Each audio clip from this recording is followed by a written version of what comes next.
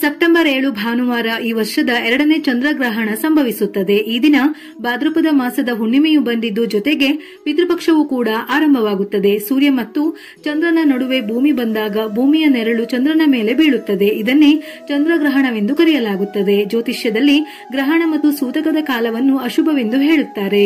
ಹಿಂದೂ ಧರ್ಮದ ನಂಬಿಕೆಗಳ ಪ್ರಕಾರ ಸಾಮಾನ್ಯವಾಗಿ ಚಂದ್ರಗ್ರಹಣ ಪ್ರಾರಂಭವಾಗುವ 9 ಗಂಟೆಗಳ ಮೊದಲು ಸೂತಕ ಅವಧಿ ಪ್ರಾರಂಭವಾಗುತ್ತದೆ. ಅಂದರೆ ಭಾನುವಾರ ರಾತ್ರಿ ಚಂದ್ರಗ್ರಹಣ 9:58 ಆರಂಭವಾಗಿ ಸೋಮವಾರ ಬೆಳಗಿನ ಜಾವ 1:26 ಈ ಗ್ರಹಣ ಮುಕ್ತಾಯಗೊಳ್ಳಲಿದೆ. ಈ ಗ್ರಹಣದ ಒಟ್ಟು ಅವಧಿ 3:28:02 ಈ ಗ್ರಹಣ ಭಾರತದಲ್ಲಿ ಗೋಚರಿಸಲಿದೆ. ಆದ್ದರಿಂದ ಸೂತಕ ಅವಧಿ ಭಾರತಕ್ಕೂ ಮಾನ್ಯವಾಗಲಿದೆ. ಗ್ರಹಣದ ಸೂತಕ ಅವಧಿಯು ಪ್ರಾರಂಭವಾದ ನಂತರ ಯಾವುದೇ ರೀತಿಯ ಧಾರ್ಮಿಕ ಆಚರಣೆಗಳು, ದೇವಾಲಯದ ಪ್ರವೇಶ, ದೇವರನ್ನು ಮುಟ್ಟುವುದು, ಆಹಾರ ಸೇವನೆಯನ್ನು ನಿಷೇಧಿಸಲಾಗುತ್ತದೆ.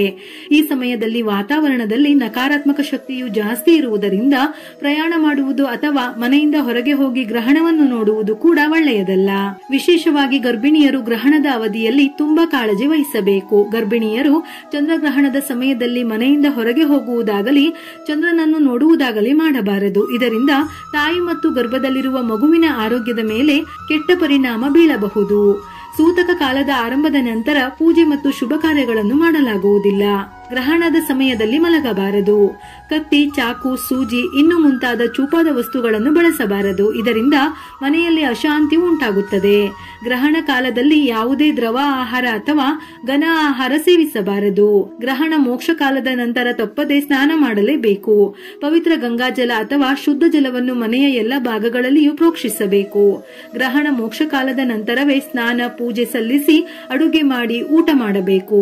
ಗ್ರಹಣಕ್ಕಿಂತ ಮುಂಚೆ ಮಾಡಿಟ್ಟು ಅಥವಾ ಗ್ರಹಣ ಕಾಲದಲ್ಲಿ ಮಾಡಿರುವ ಆಹಾರವನ್ನು ತಿನ್ನಬಾರದು.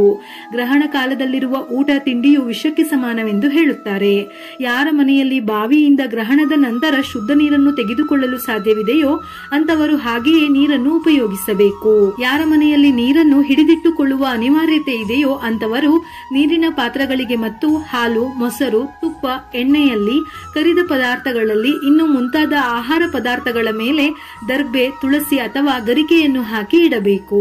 ಗ್ರಹಣ ಸಮಯದಲ್ಲಿ ಗ್ರಹಣ ಶಾಂತಿ ಹಾಗೂ ಜಪ, ತಪ, ಅನುಷ್ಠಾನ, ಸಹಸ್ರನಾಮ ಪಠಣ ಮಾಡುವುದು ಉತ್ತಮ.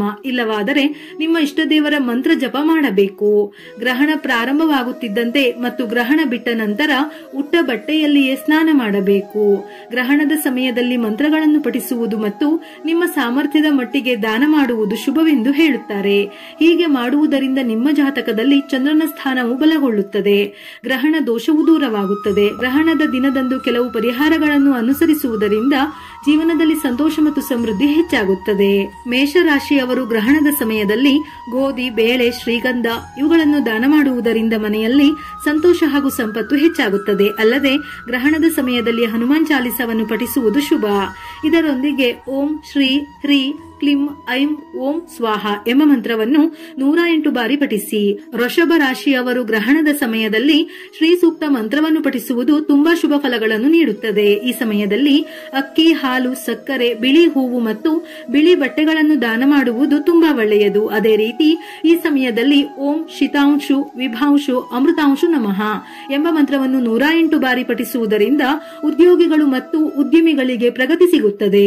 ಮಿಥುನ ರಾಶಿಯವರು ಗ್ರಹಣದ ಸಮಯದಲ್ಲಿ ನೀವು ನಿಮ್ಮ ನೆಚ್ಚಿನ ದೇವತೆಯ ಮಂತ್ರವನ್ನು ಪಠಿಸಬೇಕು. ದುರ್ಗಾದೇವಿಗೆ ಹಣ್ಣುಗಳನ್ನು ಅರ್ಪಿಸಿ ಓಂ ಶ್ರೀಂ ಶ್ರೌಂ ಸಹ ಚಂದ್ರಮಸೆ ನಮಃ ಎಂಬ ಮಂತ್ರವನ್ನು ಪಠಿಸುವುದು ತುಂಬಾ ಶುಭ ಫಲಗಳನ್ನು ನೀಡುತ್ತದೆ. ಗ್ರಹಣದ ಸಮಯದಲ್ಲಿ ಹಸುವಿಗೆ ಹಸಿರು ಹುಲ್ಲು ತಿನ್ನಿಸಿ ತಾಜಾ ತರಕಾರಿ, ಹಣ್ಣು, ಬಟ್ಟೆ ಇವುಗಳನ್ನು ದಾನ ಮಾಡುವುದರಿಂದ ಶುಭ ಫಲಿತಾಂಶ ಲಭಿಸುತ್ತದೆ.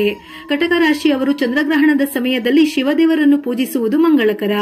ಈ ದಿನ ಶಿವ, ರಾಹು ಮತ್ತು ಚಂದ್ರನ ಮಂತ್ರಗಳನ್ನು ಪಠಿಸುವುದರಿಂದ ಭಾಗ್ಯದ ಬಾಗಿಲು ತೆರೆಯಲಿದೆ. ಇದರೊಂದಿಗೆ ಅಕ್ಕಿ, ಹಾಲು, ತುಪ್ಪ, ಕರ್ಪೂರ ಇವುಗಳನ್ನು ಗ್ರಹಣದ ಸಮಯದಲ್ಲಿ ಅಥವಾ ನಂತರ ದಾನ ಮಾಡುವುದು ಅದೃಷ್ಟ ತಂದುಕೊಡಲಿದೆ. ಹೀಗೆ ಮಾಡುವುದರಿಂದ ನಿಮ್ಮ ಜೀವನದಲ್ಲಿ ಪ್ರಗತಿ ಉಂಟಾಗುವುದು. ಸಿಂಹ ರಾಶಿಯವರು ಈ ಸಮಯದಲ್ಲಿ ಶ್ರೀರಾಮ ದೇವಾಲಯದ ಹತ್ತಿರ ಇರುವ ಅಸಹಾಯಕರಿಗೆ ಅಥವಾ ನಿರ್ಗತಿಕರಿಗೆ ಗೋಧಿ, ಆಹಾರ, ಕೆಂಪು ಬಟ್ಟೆಗಳನ್ನು ದಾನ ಮಾಡುವುದು ನಿಮ್ಮ ಪುಣ್ಯದ ಫಲವನ್ನು ಹೆಚ್ಚಿಸುತ್ತದೆ. ಅಲ್ಲದೆ ಚಂದ್ರಗ್ರಹಣದ ಸಮಯದಲ್ಲಿ ಆದಿತ್ಯ ಹೃದಯ ಸ್ತೋತ್ರವನ್ನು ಪಠಿಸುವುದು ಕೂಡ ಒಳ್ಳೆಯದು. ಈ ಸಮಯದಲ್ಲಿ ಓಂ ಸೂರ್ಯಾಯ ನಮಃ ಅಥವಾ ಓಂ ಚಂದ್ರಾಯ ನಮಃ ಎಂಬ ಮಂತ್ರವನ್ನು 108 ಬಾರಿ ಪಠಿಸುವುದರಿಂದ ಉದ್ಯೋಗದಲ್ಲಿ ಬಡ್ತಿ ಹಾಗೂ ಕುಟುಂಬದಲ್ಲಿ ಶಾಂತಿಯನ್ನು ಕಾಣುವಿರಿ. ಕನ್ಯಾ ರಾಶಿಯವರು ಚಂದ್ರಗ್ರಹಣದ ಸಮಯದಲ್ಲಿ ದೊಡ್ಡ ಮಟ್ಟದ ಸಹಾಯ ಅಥವಾ ದಾನ ಅಲ್ಲದೆ ಇದ್ದರೂ ಸಣ್ಣ ಪ್ರಮಾಣದಲ್ಲಿ ಈ ದಿನ ಮಾಡುವ ಉತ್ತಮ ಕಾರ್ಯಗಳು ನಿಮಗೆ ಸಾಕಷ್ಟು ನೆಮ್ಮದಿಯನ್ನು ಹಾಗೂ ಸಂಪತ್ತನ್ನು ತರುತ್ತದೆ. ತುಪ್ಪ, ಕರ್ಪೂರ, ಗೋಡಂಬಿ, ತಾಜಾ ತರಕಾರಿ, ಹಣ್ಣು ಇವುಗಳನ್ನು ಗ್ರಹಣ ಸಮಯದಲ್ಲಿ ದಾನ ಮಾಡುವುದು ಅರಿಯದೆ ಮಾಡಿದ ತಪ್ಪುಗಳಿಗೆ ಪ್ರಾಯಶ್ಚಿತ್ತವನ್ನು ನೀಡಲಿದೆ. ಅಲ್ಲದೆ ಹೀಗೆ ಮಾಡುವುದರಿಂದ ವ್ಯಾಪಾರಿಗಳಿಗೆ ಉತ್ತಮ ಲಾಭವಾಗುತ್ತದೆ. ತುಲಾ ರಾಶಿಯವರು ಚಂದ್ರಗ್ರಹಣದ ಸಮಯದಲ್ಲಿ ಲಕ್ಷ್ಮೀ ಸ್ತೋತ್ರ ಅಥವಾ ದುರ್ಗಾ ಸಪ್ತಶತಿಯನ್ನು ಪೂರ್ಣ ಹೃದಯದಿಂದ ಪಠಿಸುವುದು ಶುಭ. ಓಂ ಐಂ ಕ್ಲೀಂ ಸೌಮ್ಯಾಯ ನಮಃ ಎಂಬ ಮಂತ್ರವನ್ನು 108 ಬಾರಿ ಜಪಿಸಬೇಕು. ಅದೇ ರೀತಿ ಸಕ್ಕರೆ, ತುಪ್ಪ, ತರಕಾರಿ, ಹಣ್ಣು, ಗೋಧಿ, ಬಟ್ಟೆಗಳನ್ನು ದಾನ ಮಾಡುವುದರಿಂದ ಸಮಾಜದಲ್ಲಿ ನಿಮ್ಮ ಗೌರವವು ಹೆಚ್ಚಾಗುತ್ತದೆ. ವೃಶ್ಚಿಕ ರಾಶಿಯವರು ಗ್ರಹಣದ ಸಮಯದಲ್ಲಿ ಬಡವರಿಗೆ ಕುಂಬಳಕಾಯಿ, ಬೆಲ್ಲ, ಉದ್ದಿನ ಬೇಳೆ, ಕೆಂಪು ಹಣ್ಣು ಮತ್ತು ಕೆಂಪು ಬಟ್ಟೆಯನ್ನು ದಾನ ಮಾಡುವುದರಿಂದ ಶುಭ ಫಲಿತಾಂಶಗಳು ದೊರೆಯುತ್ತವೆ. ಹೀಗೆ ಮಾಡುವುದರಿಂದ ನಿಮ್ಮ ಎಲ್ಲಾ ತೊಂದರೆಗಳು ದೂರವಾಗುತ್ತವೆ. ಈ ರಾಶಿಯ ಜನರು ಚಂದ್ರಗ್ರಹಣದ ಸಮಯದಲ್ಲಿ ಹನುಮಾನ್ ಚಾಲೀಸ ಮತ್ತು ಸುಂದರಕಾಂಡವನ್ನು ಪಠಿಸಬೇಕು. ಅದೇ ರೀತಿ ಓಂ ಕ್ರಂ ಕ್ರೌಂ ಸಹ ಭೌಮಾಯ ನಮಃ ಎಂಬ ಮಂತ್ರವನ್ನು 108 ಬಾರಿ ಪಠಿಸುವುದು ತುಂಬಾ ಒಳ್ಳೆಯದು. ಧನು ರಾಶಿಯವರು ಗ್ರಹಣದ ನಂತರ ವಿಷ್ಣುವಿನ ದೇವಾಲಯಕ್ಕೆ ಭೇಟಿ ನೀಡಿ ಬಡವರಿಗೆ ಆಹಾರ ದಾನ ಮಾಡುವುದು ಪುಣ್ಯದ ಫಲವನ್ನು ಹೆಚ್ಚಿಸುತ್ತದೆ. ಆಹಾರ ಧಾನ್ಯಗಳು, ಹಳದಿ ಹಣ್ಣು, ತುಪ್ಪ, ಗೋಧಿ, ಉಪ್ಪು, ಸಕ್ಕರೆ ಇವುಗಳನ್ನು ದಾನ ಮಾಡುವುದರಿಂದ ಉತ್ತಮ ಫಲಿತಾಂಶಗಳು ದೊರೆಯುತ್ತವೆ. ನಿಮ್ಮ ಬಾಕಿ ಕೆಲಸ ಮತ್ತೆ ಪ್ರಾರಂಭವಾಗುತ್ತದೆ. ನಿಮ್ಮ ಮನೆಯಲ್ಲಿ ಸಕಾರಾತ್ಮಕ ಶಕ್ತಿ ಹೆಚ್ಚಾಗುತ್ತದೆ. ಧನು ರಾಶಿಗೆ ಗುರು ಗ್ರಹ ಅಧಿಪತಿ. ಆದ್ದರಿಂದ ಈ ರಾಶಿಯ ಜನರು ಚಂದ್ರಗ್ರಹಣದ ಸಮಯದಲ್ಲಿ ವಿಷ್ಣು ಸಹಸ್ರನಾಮ ಸ್ತೋತ್ರವನ್ನು ಪಠಿಸಬೇಕು. ಓಂ ಶ್ರಾಂ ಶ್ರೀಂ ಶ್ರೌಂ ಸಹ ಚಂದ್ರಮಸೆ ನಮಃ ಎಂಬ ಮಂತ್ರವನ್ನು 108 ಬಾರಿ ಪಠಿಸುವುದು ತುಂಬಾ ಒಳ್ಳೆಯದು. ಮಕರ ರಾಶಿಯವರು ಗ್ರಹಣದ ಸಮಯದಲ್ಲಿ ಕಪ್ಪು ಬಟ್ಟೆಗಳನ್ನು ದಾನ ಮಾಡುವುದರಿಂದ ಜೀವನದಲ್ಲಿ ಏಳಿಗೆ ಹೊಂದುತ್ತಾರೆ. ನೀವು ನಿಮ್ಮ ಜೀವನದಲ್ಲಿ ಪ್ರಗತಿಯನ್ನು ಪಡೆಯುತ್ತೀರಿ.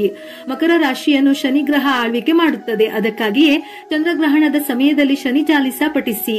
ಓಂ ಶಂ ಶನೈಶ್ಚರಾಯ ನಮಃ ಎಂಬ ಮಂತ್ರವನ್ನು 108 ಬಾರಿ ಪಠಿಸುವುದು ತುಂಬಾ ಮಂಗಳಕರವಾಗಿದೆ. ಇದರಿಂದ ಗ್ರಹಣದ ಪರಿಣಾಮ ನಿಮ್ಮ ಮೇಲೆ ಹೆಚ್ಚಾಗಿ ಇರುವುದಿಲ್ಲ. ಕುಂಭರಾಶಿಯವರು ಚಂದ್ರಗ್ರಹಣದ ಸಮಯದಲ್ಲಿ ಶನಿ ಚಾಲಿಸ ಹಾಗೂ ಕೃಷ್ಣ ಚಾಲಿಸ ಅಥವಾ ಹನುಮಾನ್ ಚಾಲಿಸವನ್ನು ಪಠಿಸುವುದು ತುಂಬಾ ಒಳ್ಳೆಯದು. ಚಂದ್ರಗ್ರಹಣದ ನಂತರ ಅಕ್ಕಿ, ಗೋಧಿ, ಉಪ್ಪು, ಸಕ್ಕರೆ, ಬಟ್ಟೆ, ಹಣ್ಣು ವಿತರಿಸುವುದು ಮನೆಯ ಆರ್ಥಿಕತೆಯನ್ನು ಹೆಚ್ಚಿಸುತ್ತದೆ. ಇದು ಯಾವುದೇ ರೀತಿಯ ಹಣಕಾಸಿನ ತೊಂದರೆಗಳನ್ನು ಬಾರದಂತೆ ನೋಡಿಕೊಳ್ಳುತ್ತದೆ. ಮೀನರಾಶಿಯವರು ವಿಷ್ಣು ಚಾಲಿಸ ಅಥವಾ ರಾಮಾಯಣ, ಮಹಾಭಾರತದಂತಹ ಕಥೆಗಳನ್ನು ಈ ಸಮಯದಲ್ಲಿ ಓದುವುದು ಒಳ್ಳೆಯದು. ಇದರೊಂದಿಗೆ ಹಳದಿ ಹಣ್ಣು, ಹಳದಿ ಬಟ್ಟೆ, ಕುಂಕುಮ, ಅರಿಶಿನ, ಬೆಲ್ಲ ಇತ್ಯಾದಿಗಳನ್ನು ಗ್ರಹಣದ ದಿನದಂದು ದಾನ ಮಾಡಬೇಕು. ಹೀಗೆ ಮಾಡುವುದರಿಂದ ನಿಮ್ಮ ಸಂಪತ್ತು ವೃದ್ಧಿಯಾಗುತ್ತದೆ. ಗ್ರಹಣ ಸ್ಪರ್ಶ ಸಮಯದಲ್ಲಿ ಮಾಡುವ ಸ್ನಾನವು ಲಕ್ಷ ಸ್ನಾನಗಳ ಫಲವನ್ನು, ಮೋಕ್ಷ ನಂತರ ಮಾಡುವ ಸ್ನಾನವು ಅನಂತ ಸ್ನಾನಗಳ ಫಲವನ್ನು ಕೊಡುತ್ತದೆ. ಗ್ರಹಣ ಸಮಯದಲ್ಲಿ ಮಾಡುವ ಜಪತಪ ಆದಿ ಹೋಮವು ಕೋಟಿ ಹೋಮಗಳ ಫಲವನ್ನು ಕೊಡುತ್ತದೆ. ಆದ್ದರಿಂದ ಗ್ರಹಣದ ಸಮಯದಲ್ಲಿ ನಿಮ್ಮ ಶಕ್ತಿಗೆ ಅನುಸಾರವಾಗಿ ದೇವರ ಜಪ, ತಪ, ಅನುಷ್ಠಾನವನ್ನು ಮಾಡಿದರೆ ಮನಸ್ಸು ಸಕಾರಾತ್ಮಕವಾಗಿ ಯೋಚಿಸುವುದಲ್ಲದೆ ಗ್ರಹಣದ ಶುಭ ಫಲಗಳನ್ನು ಪಡೆಯಬಹುದು. ವಿಡಿಯೋ ಇಷ್ಟ ಆಗಿದ್ದಲ್ಲಿ ಮರೆಯದೆ ಲೈಕ್ ಕೊಟ್ಟು ನಿಮ್ಮವರಿಗೆ ಶೇರ್ ಮಾಡಿ. ಇದೇ ರೀತಿಯ ಮನಮುಟ್ಟುವ ಉಪಯುಕ್ತ ಮಾಹಿತಿಗಳಿಗಾಗಿ ಮತ್ತೆ ಭೇಟಿಯಾಗೋಣ.